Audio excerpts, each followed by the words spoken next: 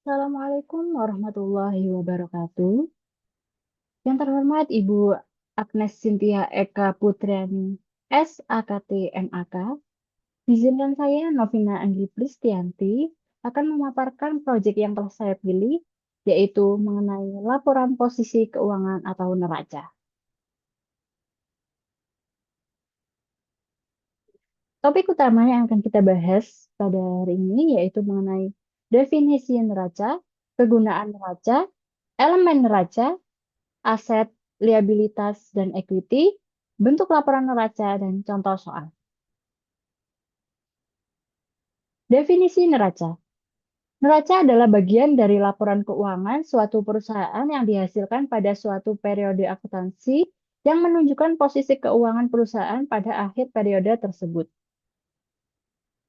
Kegunaan neraca yaitu laporan posisi keuangan atau neraca memuat aktiva, kewajiban, dan ekuitas pada periode tertentu.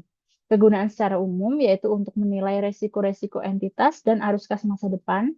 Kalau kegunaan yang lain yaitu untuk mengevaluasi struktur pendanaan, menganalisis likuiditas, menilai fleksibilitas keuangan. Elemen neraca. Elemen neraca terdiri dari aset, liabilitas, dan ekuitas. Aset mendeskripsikan investasi atau sumber-sumber ekonomi yang dimiliki dan dioperasionalkan oleh perusahaan. Sedangkan liabilitas adalah sebuah kewajiban finansial atau utang yang harus dibayar oleh suatu entitas kepada pihak lain. Sedangkan ekuitas adalah hak residual atas aset entitas setelah dikurangi semua liabilitas. Jadi ada rumusnya, aktiva sama dengan kewajiban tambah modal atau ekuitas. Di sini elemen neraca yaitu ada aset dan liabilitas atau ekuitas. Aset sendiri ada aset lancar, aset tetap, aset lain. Sedangkan kalau kewajiban ada kewajiban lancar, kewajiban jangka panjang, ekuitas pemilik, dan laba ditahan. Aktiva atau aset. Aktiva atau aset merupakan harta, kekayaan, atau sumber-sumber ekonomi yang dimiliki perusahaan yang diharapkan akan memberikan manfaat atau keuntungan pada masa yang akan datang. Aset sendiri terdiri dari aset lancar, aset tetap, dan aset lain. Aset lancar. Aset lancar merupakan harta yang dapat segera diuangkan atau harta yang dipakai perusahaan yang jangka waktu pemakaiannya tidak lebih dari 1 tahun. Contohnya ada kas, ada piutang dagang, ada wesel tagih, ada pendapatan yang masih harus diterima, ada pinjaman pegawai, persediaan, dan juga surat-surat berharga. Yang kedua yaitu aset tetap. Aset tetap atau aktiva yang mempunyai masa penggunaan relatif panjang atau tidak habis dipakai dalam siklus operasi setahun dan tidak dapat segera dijadikan uang tunai. Aset tetap terdiri atas dua, yaitu aset tetap berwujud atau aset tetap tidak berwujud. Aset tetap berwujud, contohnya yaitu ada tanah, bangunan, peralatan, mesin, dan lain-lain. Aset tetap tidak berwujud, contohnya adalah goodwill, biaya pendirian perusahaan, biaya yang ditangguhkan, hak paten, hak cipta, atau franchise.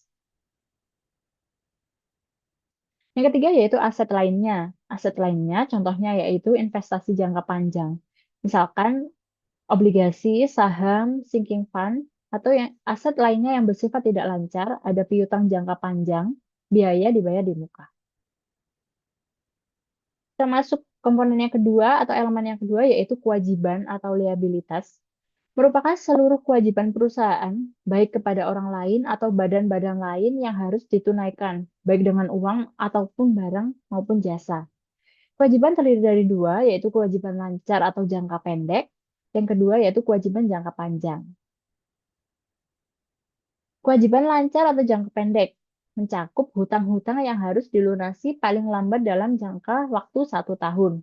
Contohnya yaitu hutang dagang atau usaha, wesel bayar, biaya-biaya yang masih harus dibayar, pendapatan yang diterima di muka, pajak dari langganan. Kewajiban jangka panjang, kewajiban perusahaan yang dapat dilunaskan dalam jangka waktu lebih dari 1 tahun. Contohnya hutang hipotek, hutang obligasi, atau hutang wesel. Ekuitas atau equity, modal yang berasal dari setoran pemilik berupa modal saham dan agio saham.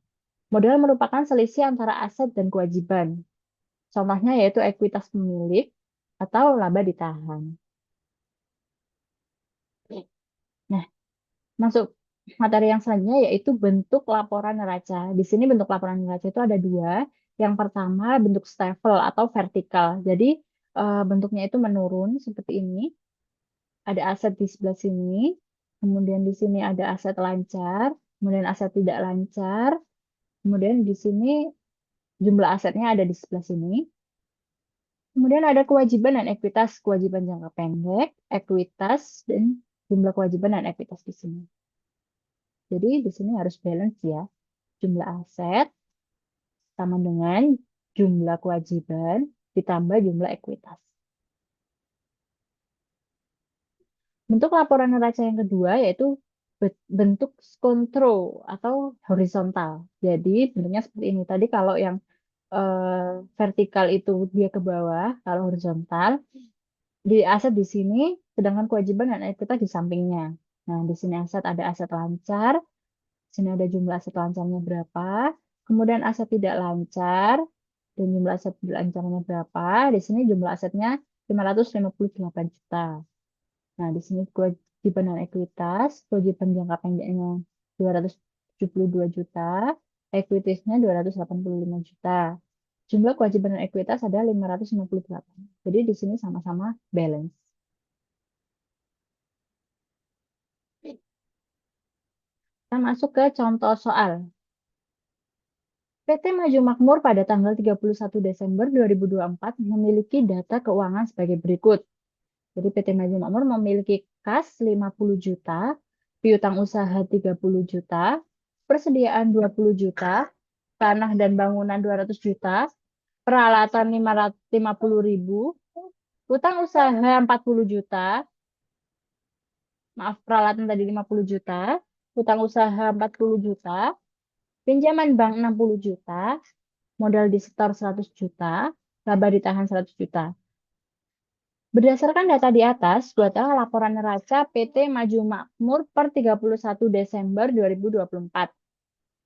Nah, dari contoh di atas, jawabannya seperti ini. Jadi ada 31 Desember 2024. Di sini ada aset.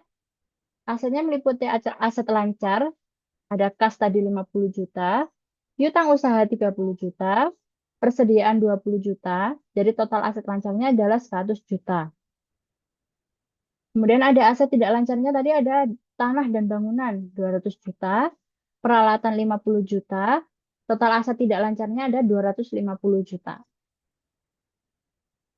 Sedangkan total aset seluruhnya dari 250 juta ditambah dengan total aset lancar 100 juta yaitu 350 juta.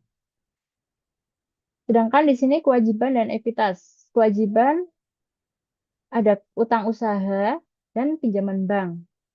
Total kewajibannya adalah 100 juta, sedangkan ekuitasnya ada modal disetor dan laba ditahan dengan total ekuitas 200 juta.